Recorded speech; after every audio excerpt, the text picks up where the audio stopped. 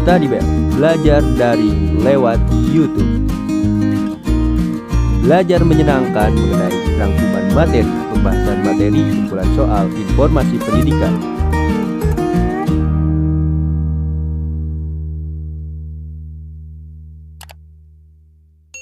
Bab 2.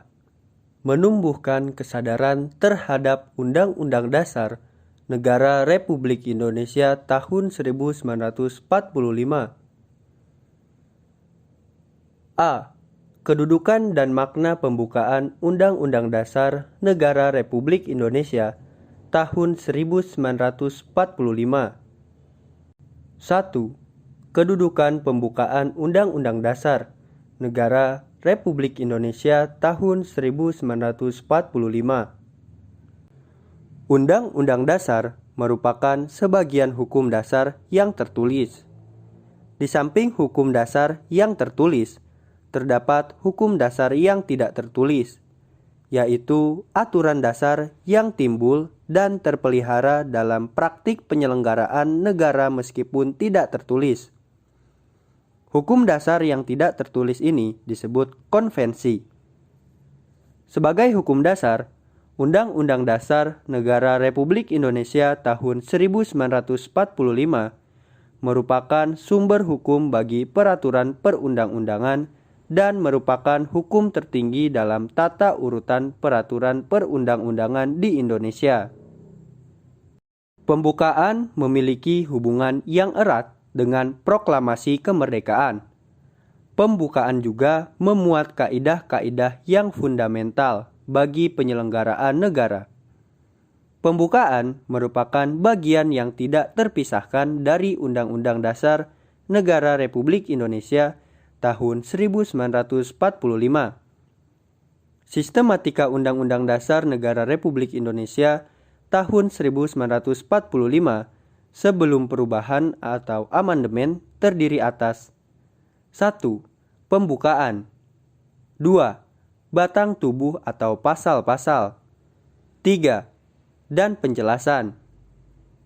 Kemudian, Sistematika Undang-Undang Dasar Negara Republik Indonesia tahun 1945 setelah perubahan atau amandemen terdiri atas 1. Pembukaan dan 2. Pasal-pasal. Ketentuan tentang Sistematika Undang-Undang Dasar Negara Republik Indonesia tahun 1945 ditegaskan dalam pasal 2 aturan tambahan, yaitu dengan ditetapkannya perubahan setelah diamandemen Undang-Undang Dasar ini, Undang-Undang Dasar Negara Republik Indonesia tahun 1945 terdiri atas pembukaan dan pasal-pasal. 2. Hubungan pembukaan dan proklamasi kemerdekaan. Hubungan proklamasi dan pembukaan Undang-Undang Dasar Negara Republik Indonesia tahun 1945 dapat diamati dari isi kedua naskah tersebut.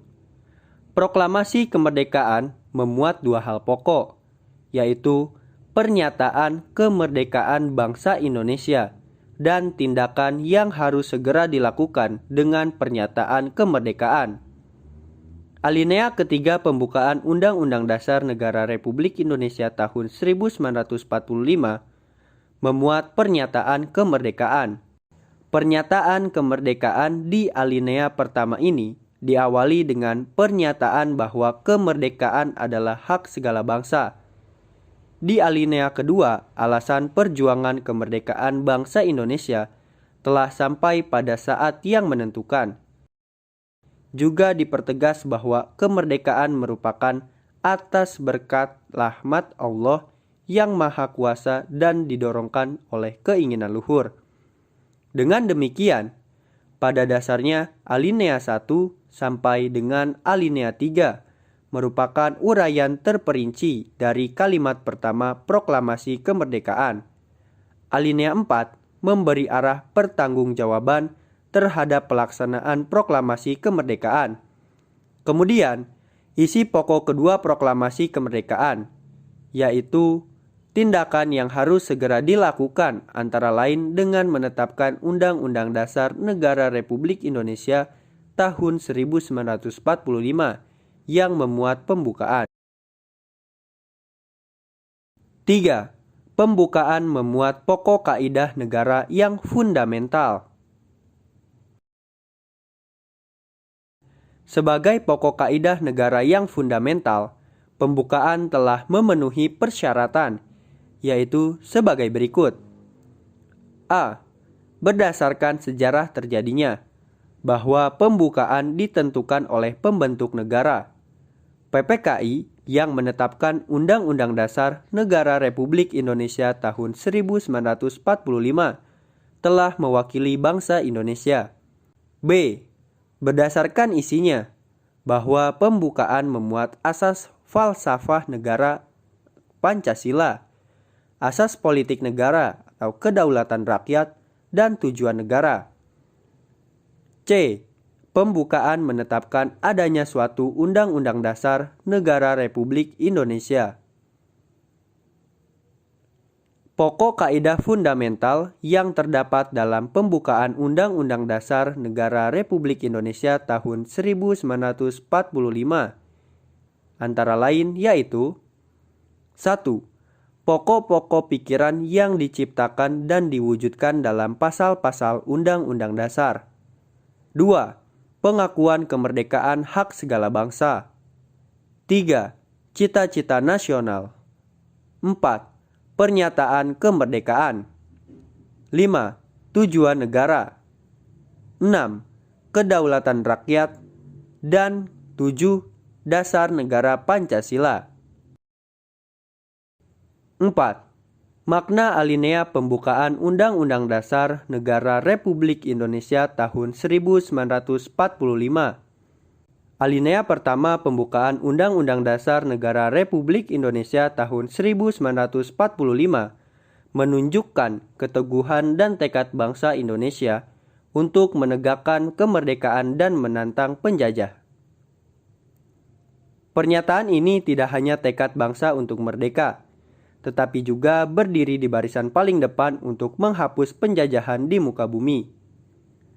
Alinea ini memuat dalil objektif, yaitu bahwa penjajahan di atas dunia harus dihapuskan karena tidak sesuai dengan pri kemanusiaan dan pri keadilan. Dan kemerdekaan merupakan hak asasi semua bangsa di dunia. Dalil ini menjadi alasan bangsa Indonesia untuk berjuang memperoleh dan mempertahankan kemerdekaan, juga membantu perjuangan bangsa lain yang masih terjajah untuk memperoleh kemerdekaan. B. Alinea kedua. Alinea kedua menunjukkan ketepatan dan ketajaman penilaian bangsa Indonesia, yaitu yang pertama, bahwa perjuangan bangsa Indonesia telah mencapai tingkat yang menentukan. Kemudian, bahwa momentum yang telah dicapai harus dimanfaatkan untuk menyatakan kemerdekaan. Dan yang terakhir, kemerdekaan harus diisi dengan mewujudkan negara Indonesia yang merdeka, bersatu, berdaulat, adil, dan makmur. C. Alinea ketiga. Alinea ketiga memuat bahwa kemerdekaan didorong oleh motivasi spiritual, yaitu kemerdekaan yang dicapai oleh bangsa Indonesia merupakan berkat rahmat Allah yang Maha Kuasa. Ini merupakan perwujudan sikap dan keyakinan bangsa Indonesia terhadap Tuhan yang Maha Esa. Alinea ketiga secara tegas menyatakan kembali kemerdekaan Indonesia yang telah diproklamasikan tanggal 17 Agustus 1945. Melalui alinea ketiga ini, bangsa Indonesia menyadari bahwa tanpa rahmat Tuhan yang Maha Kuasa, bangsa Indonesia tidak akan merdeka. Kemerdekaan yang dicapai tidak semata-mata hasil jerih payah perjuangan bangsa Indonesia, tetapi juga atas kuasa Tuhan yang Maha Esa. D. Alinea keempat. Alinea keempat pembukaan Undang-Undang Dasar Negara Republik Indonesia tahun 1945 memuat prinsip-prinsip negara Indonesia, yaitu A. Tujuan negara yang akan diwujudkan oleh pemerintah negara. B. Ketentuan diadakannya Undang-Undang Dasar. C. Bentuk negara, yaitu bentuk republik yang berkedaulatan rakyat. Dan yang terakhir, dasar negara, yaitu Pancasila. B. Kedudukan dan fungsi Undang-Undang Dasar Negara Republik Indonesia tahun 1945. 1. Kedudukan Undang-Undang Dasar Negara Republik Indonesia tahun 1945. Menurut pendapat Bryce, seperti dikutip artonag.blogspot.com, hal-hal yang menjadi alasan sehingga suatu negara memiliki undang-undang dasar sebagai berikut. 1. Adanya kehendak para warga negara yang bersangkutan agar terjamin hak-haknya dan bertujuan untuk mengatasi tindakan-tindakan para penguasa negara tersebut. 2. Adanya kehendak dari penguasa negara dan atau rakyatnya untuk menjamin agar terdapat pola atau sistem tertentu atas pemerintah negaranya. 3. Adanya kehendak para pembentuk negara baru tersebut agar terdapat kepastian tentang cara penyelenggaraan ketatanegaraannya. 4. Adanya kehendak dari beberapa negara yang pada mulanya berdiri sendiri untuk menjalin kerjasama. Sebagai hukum dasar, Undang-Undang Dasar Negara Republik Indonesia tahun 1945 berkedudukan sebagai sumber hukum dan merupakan hukum dasar yang menempati kedudukan tertinggi. Dalam kedudukannya sebagai sumber hukum yang tertinggi, setiap peraturan perundang-undangan di bawah Undang-Undang Dasar Negara Kesatuan Republik Indonesia tahun 1945 harus berlandaskan dan bersumberkan pada Undang-Undang Dasar Negara Republik Indonesia tahun 1945. Dengan demikian, Undang-Undang Dasar Negara Republik Indonesia tahun 1945 mempunyai fungsi sebagai alat kontrol. Alat mengecek apakah norma hukum yang lebih rendah yang berlaku itu sesuai atau bertentangan dengan ketentuan Undang-Undang Dasar Negara Republik Indonesia tahun 1945. Sebagai hukum dasar tertinggi, segala peraturan perundangan di bawah Undang-Undang Dasar Negara Republik Indonesia tahun 1945 tidak boleh bertentangan dengan Undang-Undang Dasar Negara Republik Indonesia tahun 1945. Lebih jelasnya tentang sistematika Undang-Undang Dasar Negara Republik Indonesia tahun 1945 seperti berikut ini. A. Pembukaan. Pembukaan terdiri dari atas 4 alinea. B. Pasal-pasal. Sebelum diubah 16 bab, setelah diubah menjadi 21 bab. Sebelum diubah terdiri atas 37 pasal, setelah diubah menjadi 73 pasal. Sebelum diubah terdiri atas 49 ayat, setelah diubah menjadi 170 ayat. Sebelum diubah terdiri atas 4 pasal aturan peralihan, setelah diubah menjadi 3 pasal aturan peralihan. Dan yang terakhir, 2 ayat aturan tambahan berubah menjadi 2 pasal aturan tambahan.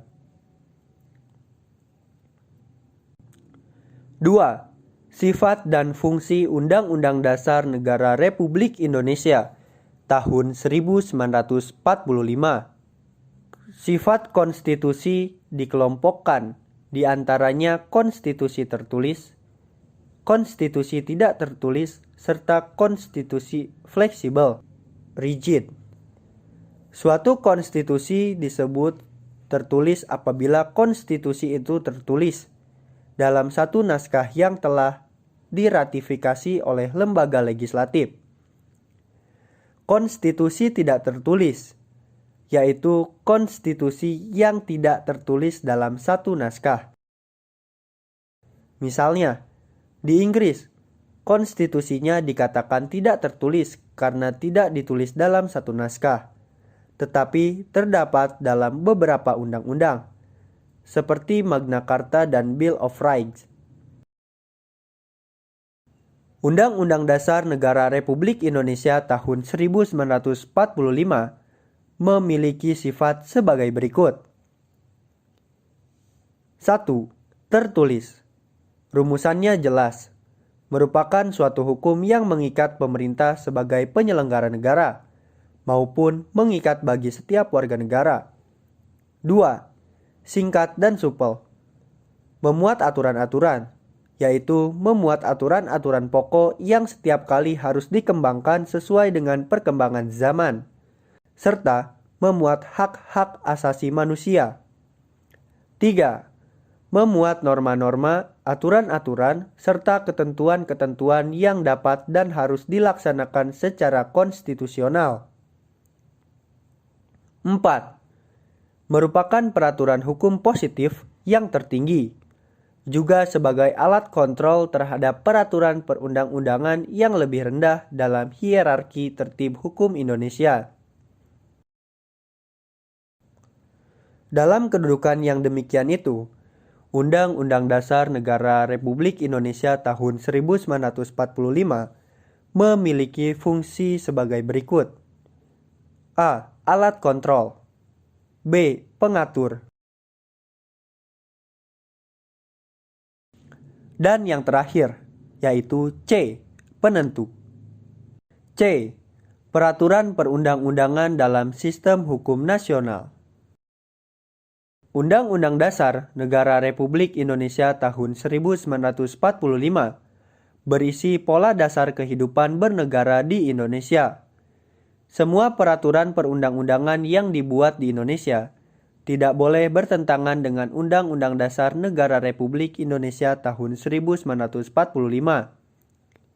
Semua peraturan perundang-undangan yang dibuat di Indonesia harus berpedoman pada Undang-Undang Dasar Negara Republik Indonesia tahun 1945. D.